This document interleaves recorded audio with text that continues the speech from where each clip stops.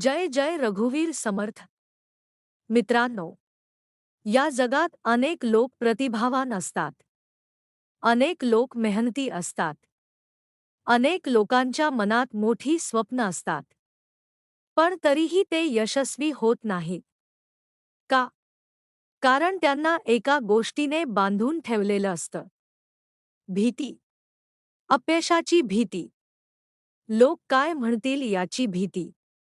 पैसे गमावण्याची भीती. आणि कधी कधी तर स्वतःच्या क्षमतेचीही भीती. आज स्वामी समर्थांचा संदेश आहे.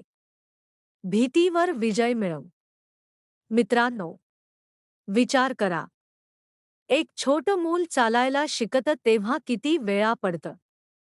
पण ते पडण्याच्या भीतीने चालणं सोडत नाही. म्हणूनच एक दिवस ते धावायला शिकतं. आपण मात्र एकदा अपयशी झालो की घाबरतो. एकदा लोकांनी टीका केली की मागे हटतो. एकदा नुकसान झालं की नवीन सुरुवात करायला घाबरतो. स्वामी समर्थ म्हणतात, धैर्य हेच यशाचं पहिलं पाऊल आहे. जो माणूस भीतीवर विजय मिळवतो, तोच आयुष्यात मोठं काहीतरी करून दाखवतो. लक्षात ठेवा, भीती ही वास्तव नसते. ती आपल्या मनाने तयार केलेली भिंत असते. आणि त्या भिंतीच्या पलीकडेच तुमचे यश उभं असतं. कदाचित आज तुम्हाला एखादा व्यवसाय सुरू करायचा आहे. कदाचित YouTube चॅनल मोठा करायचा आहे. कदाचित एखादं स्वप्न पूर्ण करायचं आहे.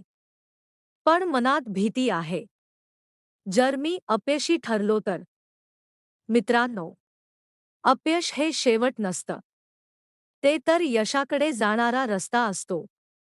जगातील प्रत्येक यशस्वी व्यक्ती कधीतरी अपयशी ठरली आहे. पण त्यांनी भीतीला जिंकू दिलं नाही. स्वामी समर्थ सांगतात, स्वतःवर विश्वास ठेवा आणि पुढे चालत राहा. कारण जेव्हा तुमच्याकडे धैर्य असतं, तेव्हा देवही तुमच्या पाठीशी उभा राहतो. आज एक निर्णय घ्या. मी माझ्या भीतीचा गुलाम राहणार नाही. मी माझ्या स्वप्नांसाठी लढणार. मी पडेन, पण पुन्हा उभा राहीन. मी घाबरणार नाही. कारण स्वामी समर्थ माझ्यासोबत आहेत. आता डोळे बंद करा आणि मनापासून म्हणा, श्री स्वामी समर्थ.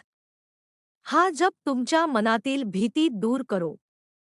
तुम्हाला नवीन धैर्य आणि आत्मविश्वास देवो. लक्षात ठेवा, भीतीच्या पलीकडेच तुमचं सर्वात मोठं यश तुमची वाट पाहत आहे. जय जय रघुवीर समर्थ. व्हिडिओ आवडला असेल तर लाईक, शेअर आणि सबस्क्राईब नक्की करा. उद्या भेटूया. स्वामी समर्थांचे 21 अमूल्य संदेश भाग 7. चांगले कर्म कधी वाया जात नाही.